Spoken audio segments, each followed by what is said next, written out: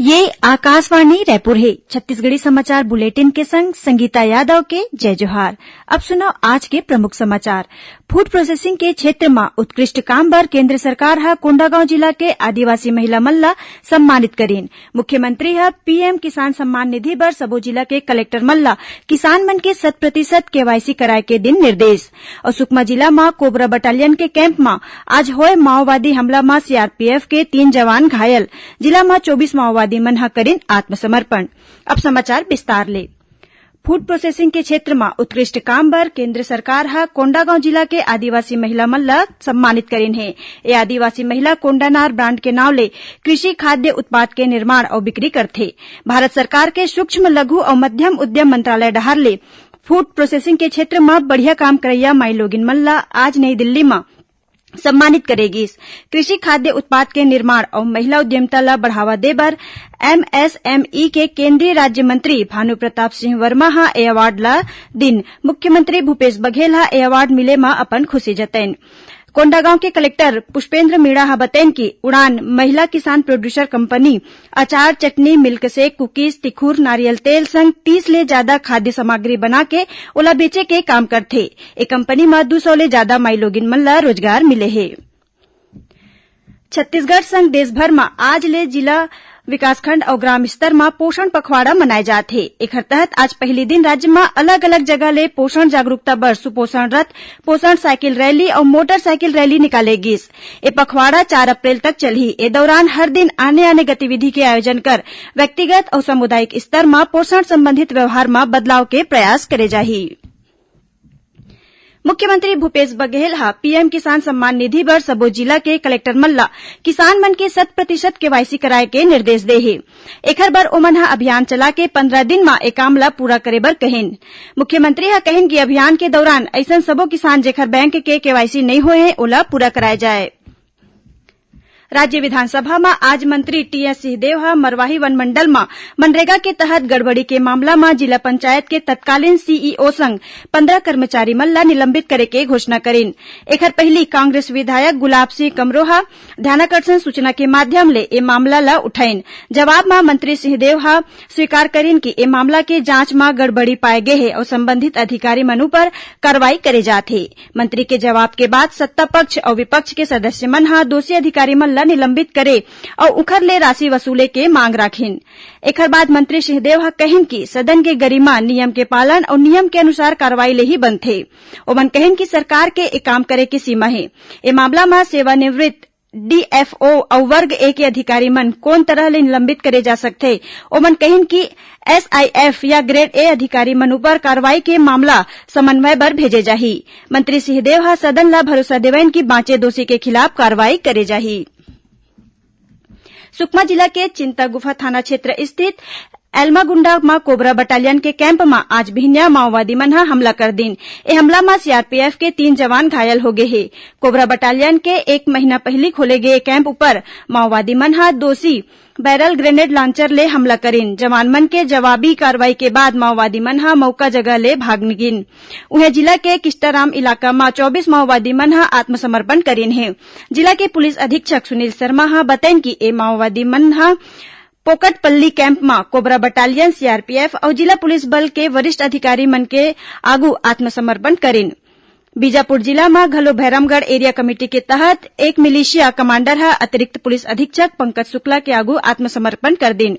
एती नारायणपुर जिला के कड़ेमेटा और कड़ेनार कैंप के तीर माओवादी मन हा सुरक्षा बल ला नुकसान पहुंचाए के उद्देश्य ले आईईडी लगाए रहिन। फिर बीडीएस टीम के सक्रियता के सेती ए विस्फोटक ला बरामद करके ओला सुरक्षित तरीका ले निष्क्रिय कर देगी। छत्तीसगढ़ी समाचार बुलेटिन आप मन आकाशवाणी रायपुर ले सुनत हो।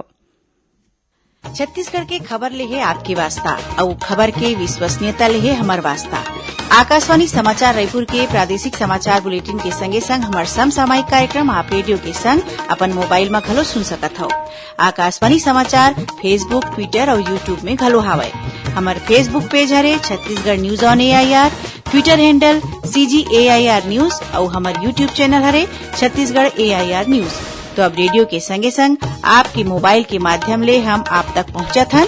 छत्तीसगढ़ के हर खबर पर सुनत रहो आकाशवाणी समाचार। अब आगू बाढ़बो बाचे समाचार कोती। आजादी के अमृत महोत्सव में आकाशवाणी समाचार डहार ले राष्ट्रीय स्तर में आयोजित करे जात प्रश्नोत्तरी में आज के प्रश्न हवय, अगर मोर तीर उखर जैसन 11 अउ अनुयायी रहितिस तब मैं 1 बछर में ही ब्रिटिश शासन ले आजादी हासिल कर लूहूं। ये शब्द महात्मा गांधी हा कौन स्वाधीनता सेनानी के बारे में कहे रहिन? कौन स्वाधीनता सेनानी हा आंध्र प्रदेश के निर्माण बर अपन प्राण के आहुति दे रहिन? श्रोता मन हा अपन उत्तर व्हाट्सएप नंबर 8826546262 या email ID Amrit Mahotsav quiz@prasarbharati.gov.in में भेज सकथे।